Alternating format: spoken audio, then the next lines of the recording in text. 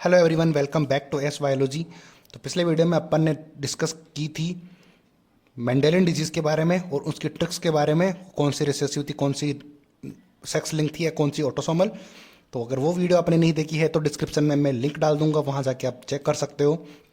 तो आज के वीडियो में बात करते हैं क्रोमोजोमल डिजीज़ के बारे में, जो कि अपने एनसीईआरटी में 3 गिवन है और मैंने इनको इस ऑर्डर में लिखा है कि एक में इंक्रीज होगा, फिर डिक्रीज और फिर इंक्रीज। इंक्रीज डिक्रीज क्या होने वाले हैं, वो होने वाले क्रोमोजोम की बात कर रहे हैं।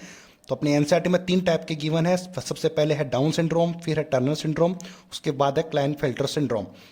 तो बात करते हैं डाउन सिंड्रोम की। तो ये इसके अंदर जो है इंक्रीज तो क्रोमोजोम होगा, इंक्रीज क्रोमोजोम होगा, बट ये सेक्स क्रोमोजोम में नहीं होगा क्योंकि ऑटोसोम में से होगा। आप जानते हो सेक्स क्रोमोजोम होते हैं कौन से, ऑटोसोमल क्रोमोजोम होते हैं। तो आप जानते हो कि 21st जो क्रोमोजोम होते हैं वो तो ऑटोसोमल होते हैं, वो तो सेक्स क्रोमोजोम नहीं होते। तो यहाँ पर इनमें सेक्स क्रोमोजोम में कोई चेंज नहीं आएगा, बट 21st क्रोमोजोम में एक एक्स क्रोमोजोम की इंक्रीज हो जाएगी, इंक्रीमेंट हो जाएगा। यानी कि इसमें 20th क्रोमोजोम है वो एक्स एक्स रहने वाले हैं, क्योंकि आप जानते हो कि सारे जो ऑटोसोमल होते हैं सब में सेम होते हैं, या फिर मेल हो या फिर फीमेल, बस डिफरेंस होता है तो सिर्फ सेक्स क्रोमोजोम में।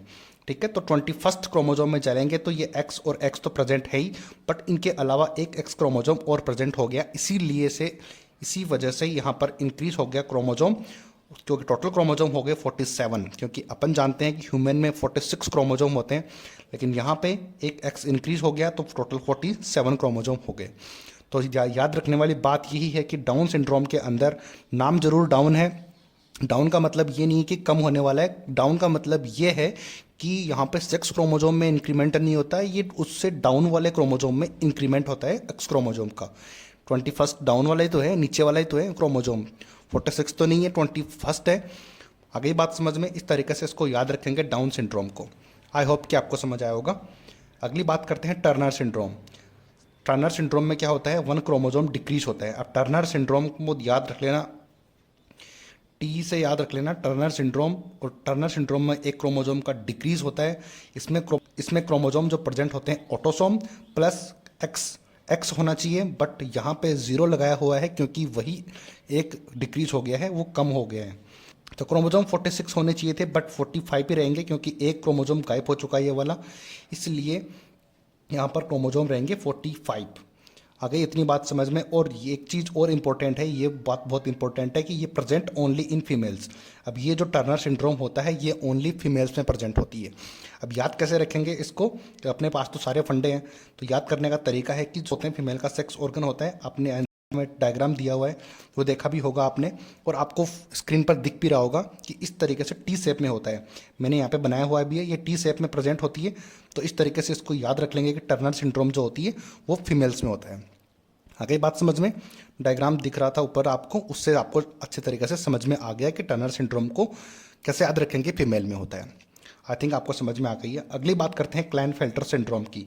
तो इसमें क्या होता है, एक क्रोमोजोम इंक्रीज होता है। ठीक है, अगली बात करते हैं autosome plus X X Y. अब ऑटोसोम तो होते ही है फिक्स, इसमें 2 एक्स क्रोमोजोम मेल में प्रेजेंट होता है ओनली। ये मेन चीज़ ये है कि ओनली प्रेजेंट इन मेल्स, ये मेल्स में प्रेजेंट होता है। तो मेल में क्या प्रेजेंट होंगे, एक्स और वाई क्रोमोजोम प्रेजेंट होंगे, सेक्स क्रोमोजोम। बट इसमें एक ये एक्स क्रोमोजोम और इंक्रीज हो गया इसके ऊपर, इसीलिए रेड का नीचे क्रॉस साइन लगा हुआ है, ताकि यही इंक्रीज हुआ है, एक एक्स क्रोमोजोम इंक्रीज हुआ है इसके अंदर। तो टोटल क्रोमोजोम हो जाएंगे 47, क्योंकि 46 तो प्रेजेंट होते ही हैं, एक एक्स क्रोमोजोम एक्स्ट्रा है तो इसलिए 47 हो गए। और ये जो है ओनली मेल में प्रेजेंट होता है। आगे बात समझ में, अगर टर्नर सिंड्रोम फीमेल्स में होता है तो क्लाइनफेल्टर सिंड्रोम मेंस में होता है। आगे बात समझ में, इतनी बात समझ में आ गई होगी। अगर आपको याद रखना है कि किस में इंक्रीज होता है किस में डिक्रीज, तो इस ऑर्डर में भी आप इसको लिख सकते हो, जैसे मैंने लिखा हुआ है। मैंने लिखा हुआ है इंक्रीज, फिर डिक्रीज और फिर इंक्रीज, इस ऑर्डर में मैंने लिखा हुआ है, तो आपको भी ये हेल्प करेगा। आई थिंक आपको ये वीडियो समझ आया होगा।